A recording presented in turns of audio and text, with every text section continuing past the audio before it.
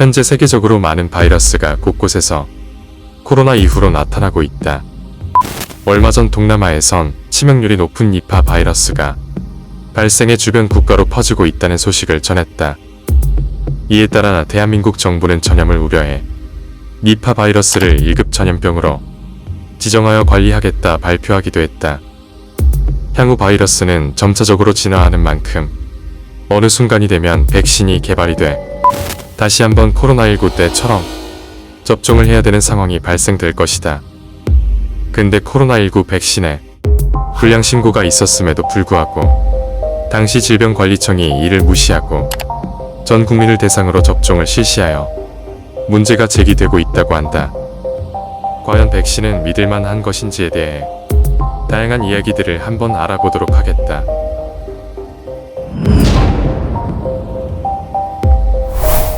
지난 10일 국회 보건복지위원회에선 코로나19 대응을 지휘했던 정은경 보건복지부 장관이 나왔다. 이날의 주요한 주제는 2021년 3월부터 2024년 10월에 사용되었던 코로나19 백신 안에서 이물질이 발견되었다는 부분이었다. 감사원은 감사 결과 질병관리청으로 백신 관련 불량 신고가 1285건이나 신고되었는데 1285건 중 3분의 2 정도가 고무막의 파편이 발견이 되었었고 다운 곰팡이나 머리카락이 발견되는 것 또한 120여 건이나 달했다는 것이었다. 이에 대해 국회의원들은 당시 질병관리청이 이물질 신고가 접수된 지 한참이 지난 한 달 뒤에야 백신 제조사에 이와 같은 상황을 전달하였고 결과에 대한 답도 200여 일이나 지체되는 상황이 벌어졌었다고 말하였다.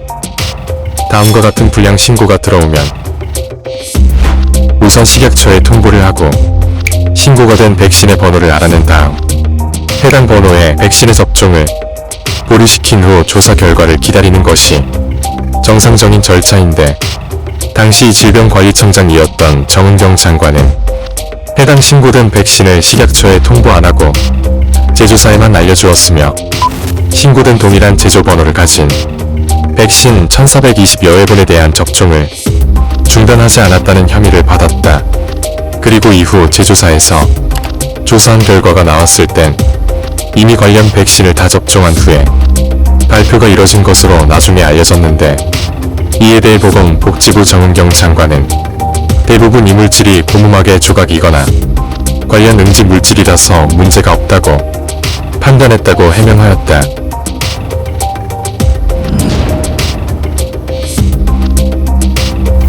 이와 대비되는 상황의 일본의 경우 당시 2021년 코로나 백신에서 금속성으로 보였던 물질이 발견되었었는데 관련된 동일한 번호를 가진 백신 163만 회분을 전량 폐기 조치했고 2020년 당시 코로나와 다른 인플루엔자 백신을 접종할 때 이물질이 나오자 동일한 제조번호 분량 61만 5천여 분을 회수 조치한 바가 있었었다.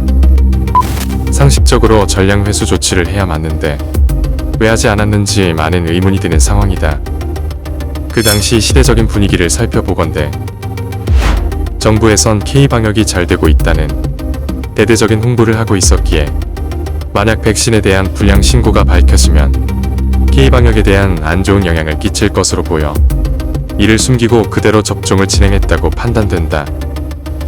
다만 확실한 건 예전에 대한민국은 백신의 이물질이 발견되었을 때 관련 백신을 전량 회수 조치한 적이 있고 일본에서는 또한 과감하게 163만 회분을 전량 폐기 조치했다는 것이다. 이러한 부분에서 정은경 보건복지부 장관은 국민의 생명을 위협하는 행위를 한 것이기에 본인뿐만 아니라 관련한 모든 이들에 대한 수사를 해야 되는 중요한 시점이라고 판단된다.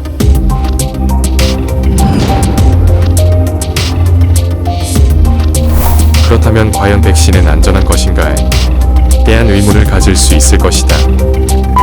실제 대한민국에선 코로나 백신을 맞고 사망자가 발생했다는 주장이 제기되었었고 이를 통해 백신 자체의 안전성 논란이 제기되었었다. 최근 2025년도에 기저질환 환자가 코로나19 백신을 접종하고 약 2시간 뒤에 쓰러져 병원으로 호송되었지만 7일 뒤에 뇌출혈로 숨지는 사건이 발생했었다. 이에 사망한 배우자는 백신이 원인이라며 예방접종 피해 보상을 신청했고 질병관리청은 보상 대상이 아니라는 결정을 했다. 이후 아내분이 관련 법원에 소송을 내게 되었고 판결을 통해 백신의 부작용과 뇌출혈 사이 인과관계를 인정받았던 일이 있었다.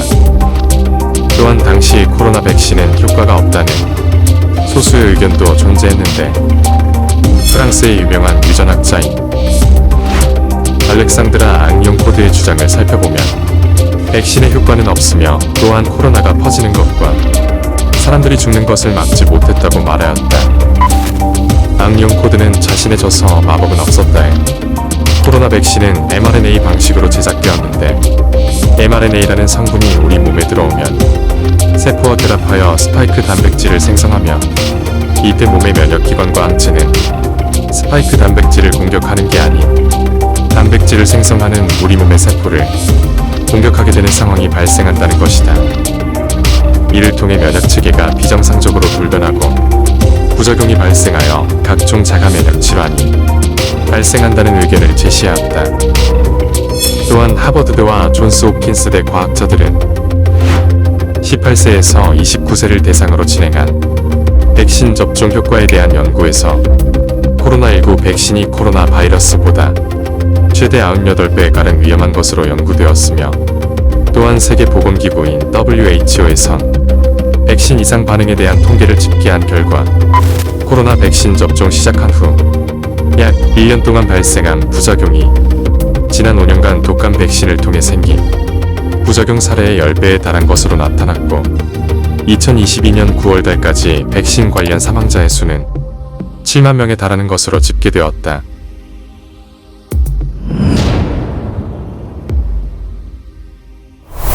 현재 코로나 바이러스 이외에도 조류 독감과 같은 다양한 바이러스가 여기저기서 생겨나고 있는 상황이기 때문에 이에 맞춰서 백신은 계속해서 만들어지고 사람들 사이에 접종되는 상황이 발생될 것이다.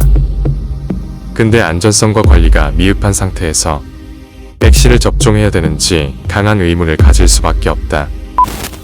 백신을 맞는 것은 오로지 개인의 자유이기 때문에 각자의 선택에 맡겨야 되지만 당시 코로나 백신 상황을 고려하여 2020년대처럼 백신을 강제로 맞아야 되는 분위기를 조성하는 것이 없어야 할 것이며 또한 백신에 대한 위험성을 정확하게 알려주어 국민들이 접종을 할지 말지 스스로 선택할 수 있도록 해야 되지 않나 판단된다.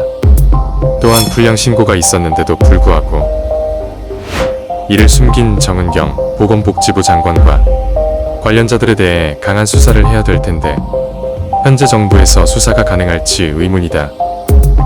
이와 같은 일에 처벌이 미흡해진다면 앞으로 정부를 신뢰하면서 다음 백신을 접종할 수 없을 것이며 많은 국민들이 백신 접종을 거부하는 사태가 발생할 것으로 전망된다.